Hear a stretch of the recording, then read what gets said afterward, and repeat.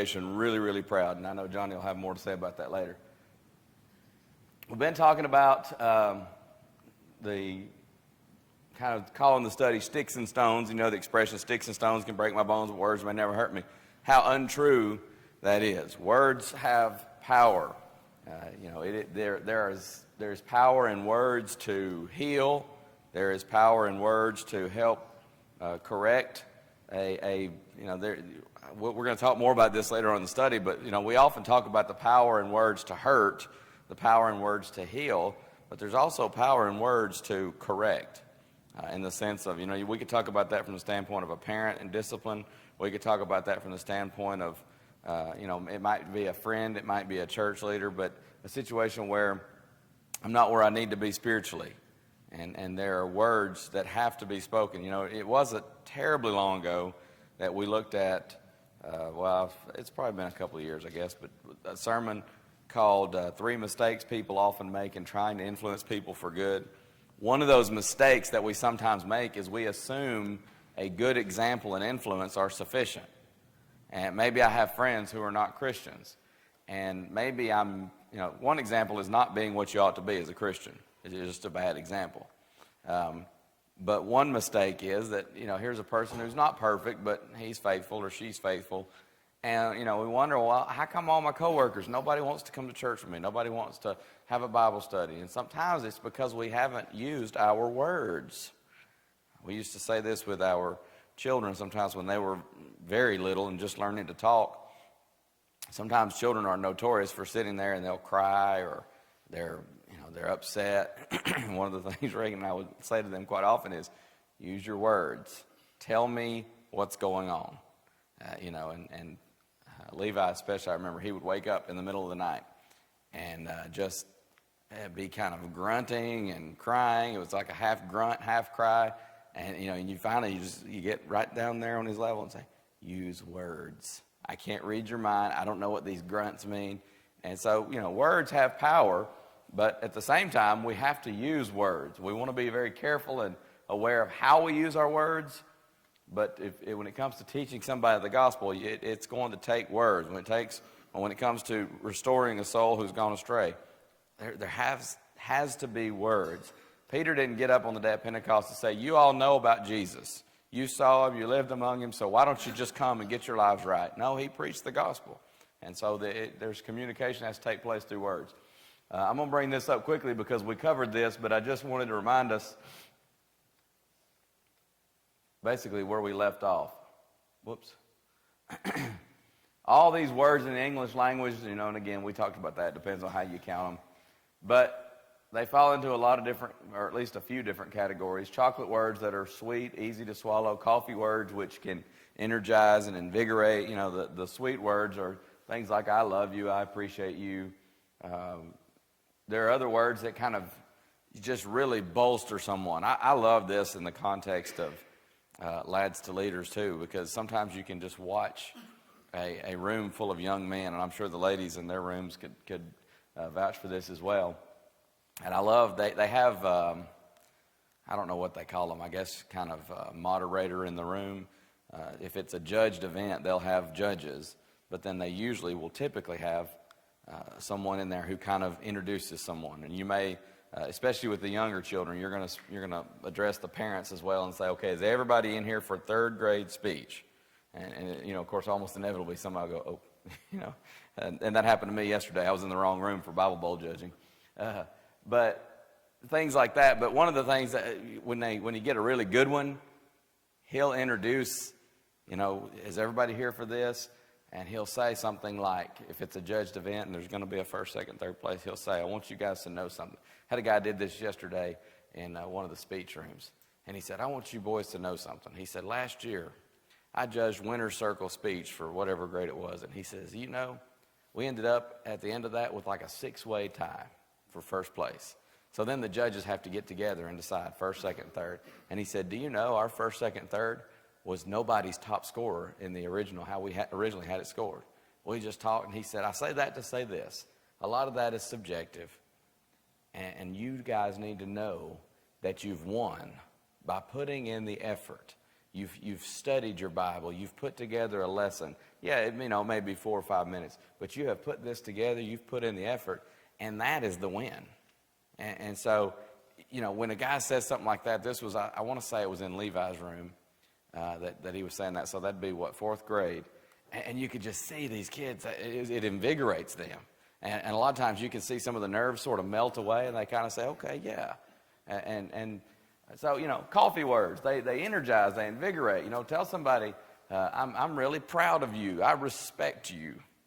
I look up to you. I believe in you. Those are invigorating words. Of course, there are tamale words. They're spicy. They burn, leave a bad taste.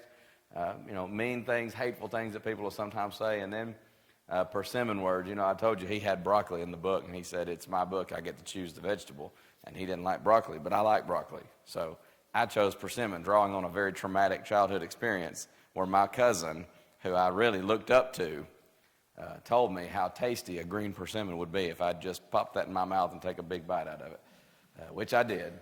And as you can see, here I am 30 some odd years later, well, I guess 25 to 30 years later, and I still remember that. But these are words that are just nearly impossible to swallow. They do no good whatsoever. And so things like, I hate you, you're stupid, you make me sick, even, in the context of marriage, I want a divorce. These are words that are just,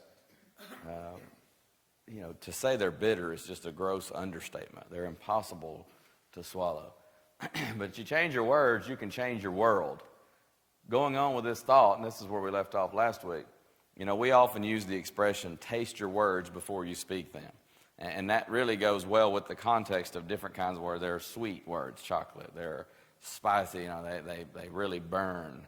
Then there are invigorating words. And, those are the things that we need to ask ourselves before we speak. Are these words sweet? Are they invigorating? Are they scorching? Are they bitter?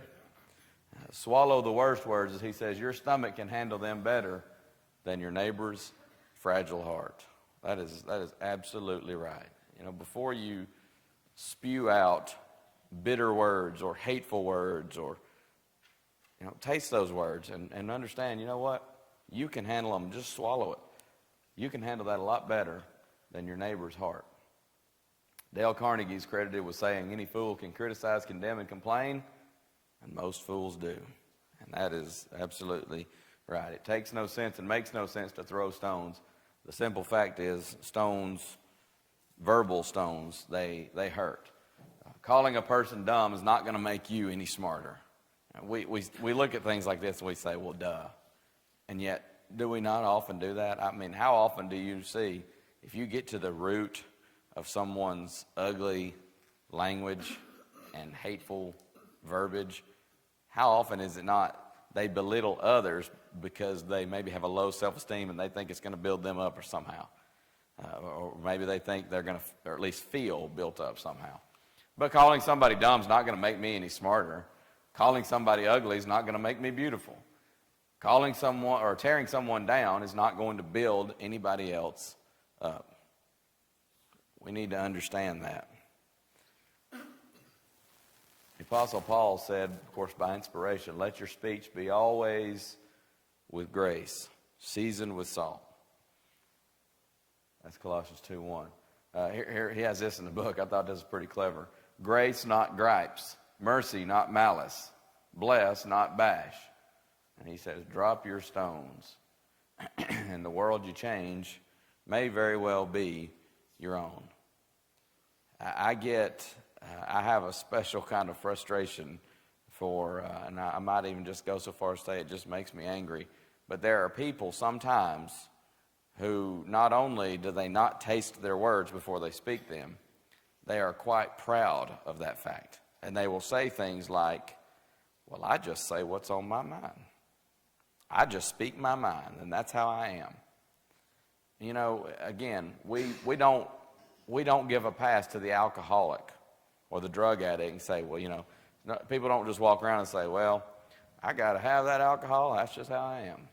And, I got to have my cocaine, and that's just how I am. We don't. I'm an adulterer, and that's just how I am. Nobody would say that's okay. But so many times people have this mindset of, I just say what's on my mind. I speak my mind. Of course, we've looked before and we'll look again.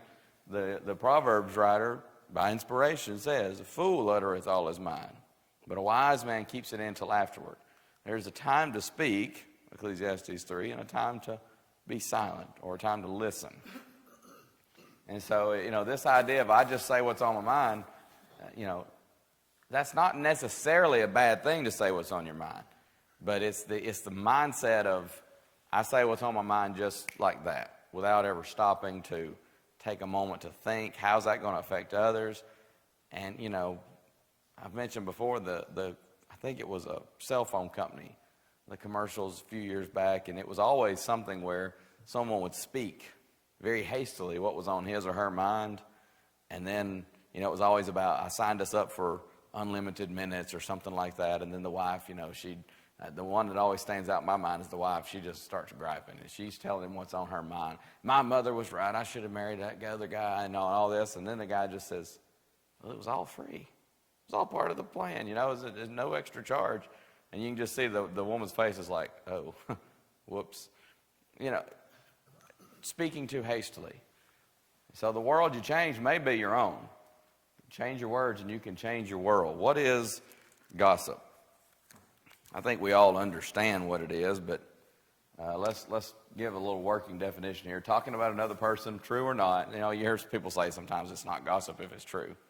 That's false. But it's talking about another person, true or not, showing him or her in a less than positive light. If you want the Random House definition, dictionary definition, idle talk or rumor, especially about the personal or private affairs of another. In gossip, both accurate and inaccurate information is shared, and opinions about the information are discussed. So again, it might very well be accurate. Did you hear about so-and-so? Well, it might be true.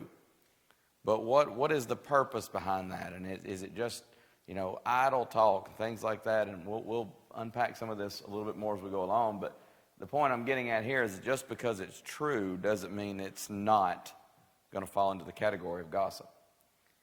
Gossipers predictably decide that they are morally or ethically superior to the ones about whom they are whispering.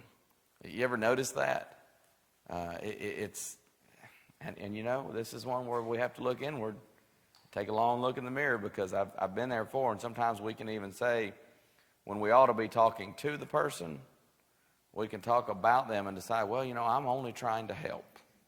And sometimes we soothe our guilty conscience with, well, I'm just trying to help. And so many times we often decide we are morally or ethically superior than the person about whom we're gossiping. Isn't that often the case? It's more than a bad habit, gossip that is. It is murdering reputations. So many times something that is gossiped about, had it been discussed in the right way with the right people, could have avoided that. God calls it poison. James 3:8. Somebody grab that for us, please. And then let me get somebody else. Proverbs 18:8. Who wants James 3? Gary? Robert, you want to get Proverbs 18:8, please?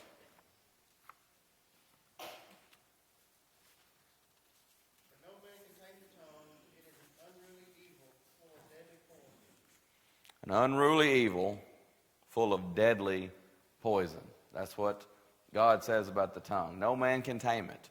You can control it for periods of time, but the idea there is it's not he's saying, don't worry about it. I heard somebody say that one time. Well, the Bible says no man can tame the tongue, so I don't even try. I just speak what's on my mind.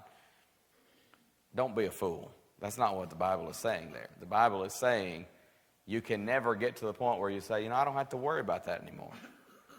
It was just a few years ago, I believe. I want to say it was, that might have been before we moved to Bremen, but does anybody remember is it Siegfried and Roy that had, Siegfried and Roy that have, the Tigers, right? And they do some kind of show all over the place, or maybe it's in Las Vegas, but anyways, they were attacked.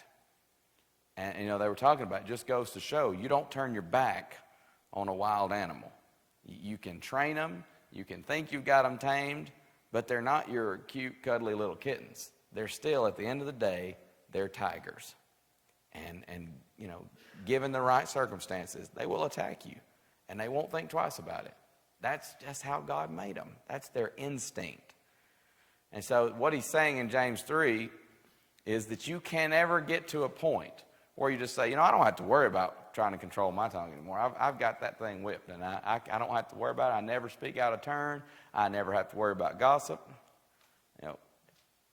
If anybody were to say that, they're either completely ignorant, delusional, or a liar. Because nobody gets that point. He's saying you always have to be on guard when it comes to the tongue. Proverbs 18, verse 8, Brother Robert. The words of a talebearer are as wounds, and they go down into the innermost parts. They're like wounds that go down into the innermost parts of the belly. That pretty well speaks for itself. There's some very graphic and powerful word pictures that the Bible paints when it comes to the sin of gossip and whispering and all these different synonyms. I want to look at something here, some different words, Hebrew and Greek. I think you're going to be surprised if you've never studied this before, just how many words from the Greek language describe gossip. And sometimes it's a different slant. It might be whisperings, and that's the idea of two people in secret. Did you hear about so-and-so? And then sometimes it's slander, which might be more of an open, Korah, Dathan, and Abiram. They slandered Moses there in Numbers 16, that rebellion. But just a few of these. There's a Hebrew word, dibah, means the defaming, evil report, infamy, slander. It is translated slander in Proverbs 10:18. Are you still in Proverbs, Robert? Get 10:18, please. And then I'm going to get, has anybody got an NASB, New American Standard Bible?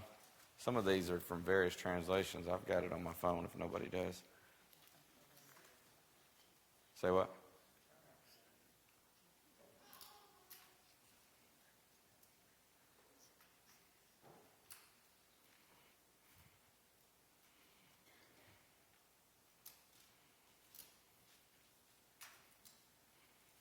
Well, if I can get it to pull up.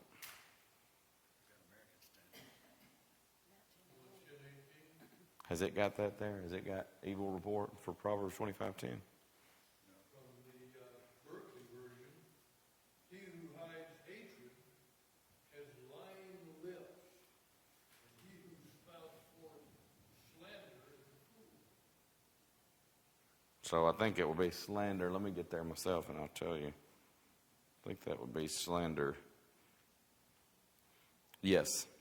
So they've got it slander there, and I think that's what, well, I don't have a parallel on here, but you got Proverbs 10:18, Robert? I know it's got slander that in that King James Version. He that hideth hatred with lying lips, he that uttereth slander is a fool. He that utters a slander is a fool. So that's this Hebrew word, dibah, and it's translated in various ways. That one's slander. You see slander used there in Proverbs 25:10. The New American Standard has it, he who hears it will reproach you, and the evil report about you will not pass away. So evil report, someone gossiping about you is the idea. So you're going to see a lot more flexibility. The Hebrew language has was a little bit more rigid a language than the Koine Greek, but we've talked before the Koine Greek, that they had the expression, the Greeks have a word for it because there's just so much flexibility in that language. Psithurimas, whispering, secret detraction. Almost, you almost hear it in that. Psithurimas, whispering. But it's the idea of a whispering or a secret detraction. Romans 1:29 in the ESV has gossips. It actually, uses a term a little bit more familiar to us. 2 Corinthians 12:20 calls it whisperings. I was going to look at that one. I think that was the one I wanted to look at.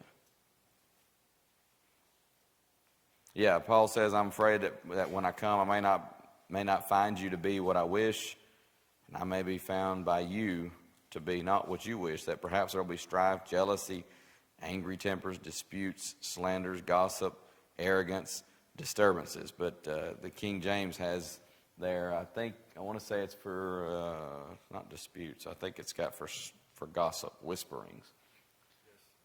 Yes. It does. But that's that Greek word, psthurimas. Another word that's used in the Greek, katalalia, defamation, backbiting, evil speaking. You see it translated as evil speaking in 1 Peter 2:1. You see it translated as backbiting in 2 Corinthians 12:20. Both of those in the King James. And it's interesting because backbiting carries literally the idea that sometimes, Barry Gilreath Jr. was telling me this one time. He actually saw this.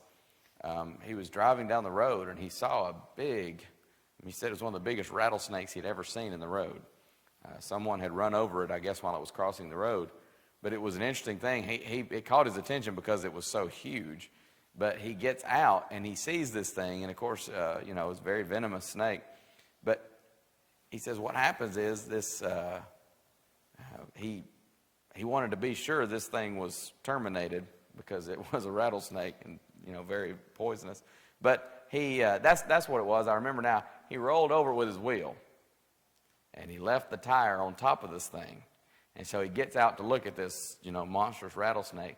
But what happened was he was kind of over part of the body, and so part of it was on this side of the wheel, part of it was on that side, and this thing is coming back, and it's striking itself. It's like it was just, being squished, and it was just in trauma, I guess, and it's just trying to attack whatever. But it's striking itself, and he said, he never forgot that. He said, that's backbiting. And he said, really, the person you hurt when you're backbiting is yourself.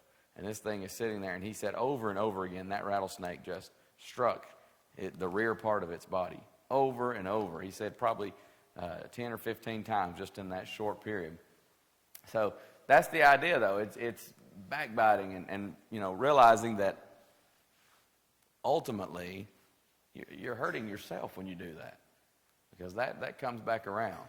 Dusphomeo, defamation, evil report. See this as defamed in 1 Corinthians 4:13. ESV has it as slandered. By the way, each one of these that we're looking at, these words, I don't think I have this on here. This is the only time you'll see these words in the New Testament. Sometimes there'll be a few more passages, except for the root word what is the word? Yes, blasphemia. I thought I had that wrong. I was thinking blasphemeo, but it's blasphemia. Now that one is used more in Scripture. You'll see that when we come to it. But like pasthurismos, these words are hard to say. Brother Moser used to pronounce these words, and he'd say, easy for you to say. But 2 Corinthians 12:20 and Romans 1:29 is the only place in the New Testament you'll find that. Now the Hebrew word is more often. Katalalia, those two scriptures, the only place you'll find it. 1 Corinthians 4:13 is the only place you'll see dusphomeo. Morologia, silly talk, foolish talking, some translations have. You find this only in Ephesians 5:4, and it's translated as foolish talking in the King James, silly talk in the New American Standard.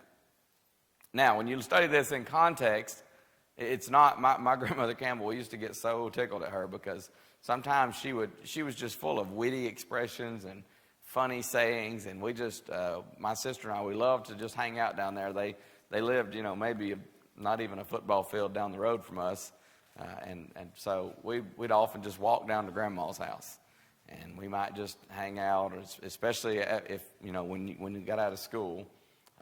Mama didn't get home until later, so sometimes I'd go down there and just hang out with Grandma for a while, and she had all these interesting stories from her childhood and adulthood, and sometimes it'd be something really funny. Sometimes she'd tell you a joke, and sometimes at the end of a joke she would say, that's foolish talk. We need to stop doing that. That's not right.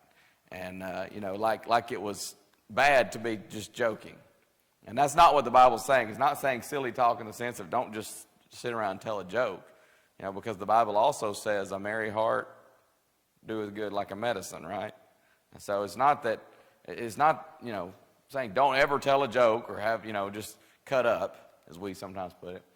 But it's the idea of idle, and really foolish talking is the better expression to depict what that word means. It's foolish talking that is, not only is it not necessarily profitable, but it's oftentimes detrimental to others. If it's a good, clean joke, or we're being silly about something, that's not going to fall in the category of foolish talking. That'd fall in the category of being like a merry heart.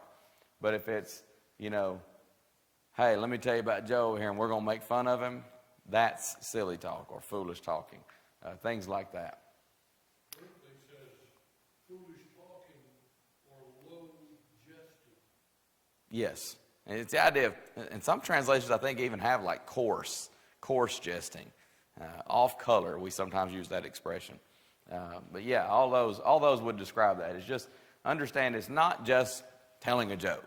That's not what the Bible's saying don't do. Sometimes people look at that and they say, are you kidding me? So the Bible's against telling jokes and being funny? No, not at all. Gonguzo, there's two G's there, but it's something about the Greek language when there are two gammas there. Angelos is, angel. There's same thing. And when there's two gammas together, it produces an NG sound. So gonguzo, to grumble or to murmur. 1 Corinthians 10, verse 10, grumbling or grumble in the ESV, murmur in the King James. So it's the idea of just being a complainer. And so again, the power of words there. It's not necessarily there in the context of gossip as we would view it. This might be gossip in the sense of the boss tells me to do something, and instead of being, the wise man in Ecclesiastes 9 says, whatsoever thy hand finds to do, do it with thy might. Over in Colossians, Paul says, when you do your work, servants, when we, be closest relationship we have today, be kind of like an employee. You do your work as if you're doing it for the Lord and not for men. An honest day's work for an honest day's pay. But sometimes, the boss tells us to do something. We're over here talking to our coworkers saying, that guy is an idiot. Something's wrong with him. He thinks we're going, all this.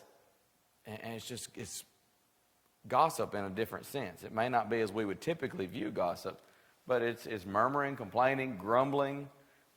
It could even be, obviously this could even spill over into spiritual matters. It happens sometimes in congregations where there's murmuring against, it could be against the elders. It could be against, the message. I won't say against the preacher, because if he's preaching the word, then it's not murmuring against the preacher himself. It would be murmuring against the message that's being presented. And so we need to be careful about that. And then here's that one I mentioned earlier, blasphemia, vilification, blasphemy, railing.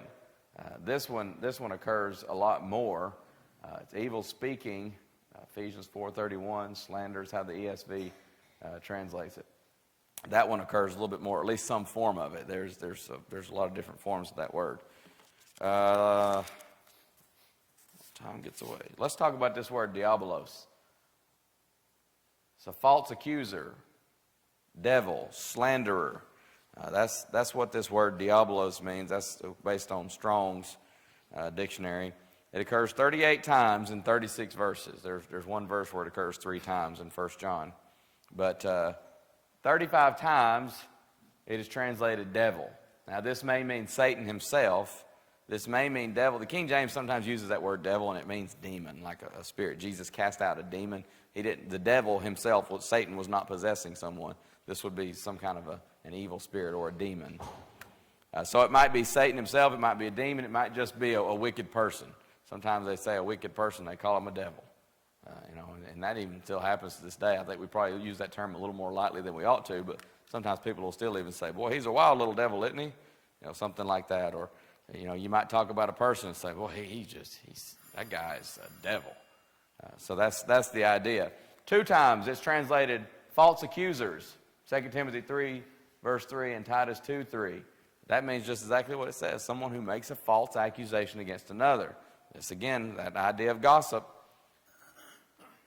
1 time it's translated as slanderers in 1 Timothy chapter 3. So, and again, it means just what it says. Someone who is slandering the name of another. Diabolos, though, is a name so wicked it is ascribed most often, as you see there in the usage, to Satan himself. You think about that. Revelation 12, verse 10, he's called the accuser of our brethren.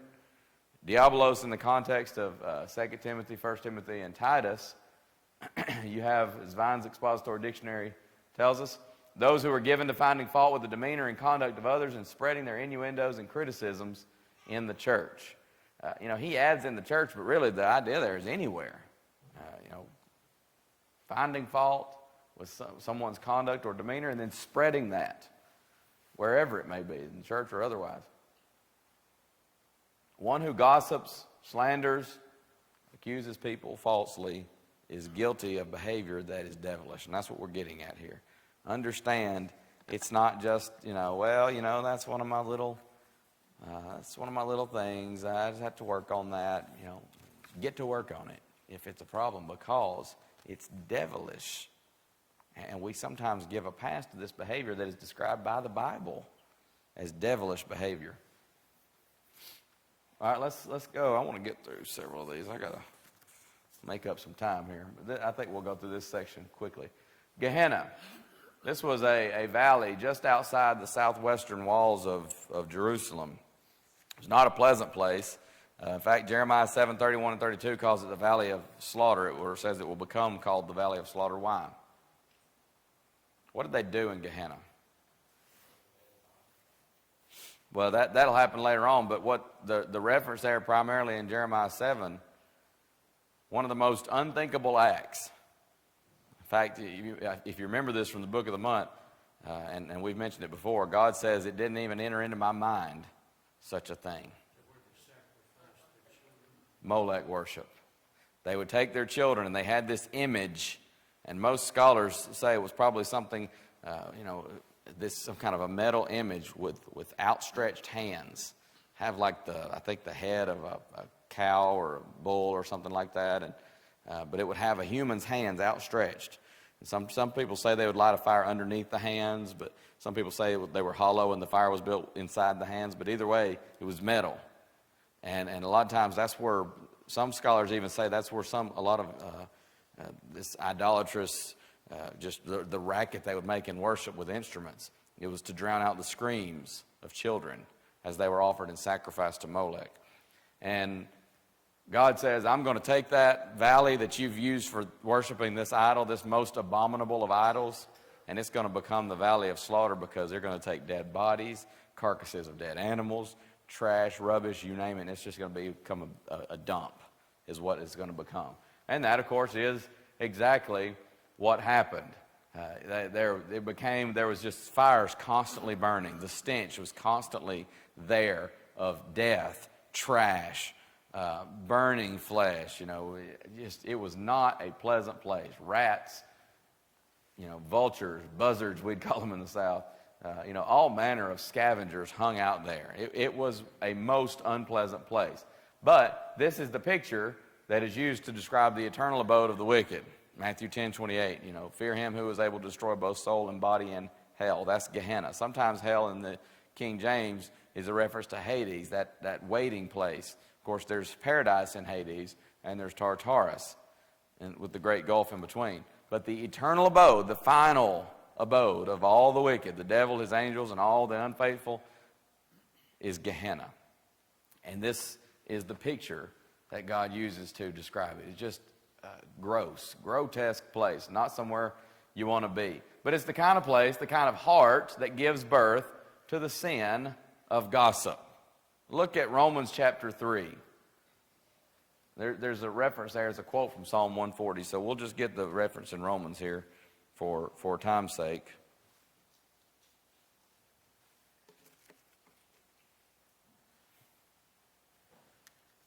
Who's got Romans 3:13 through 17?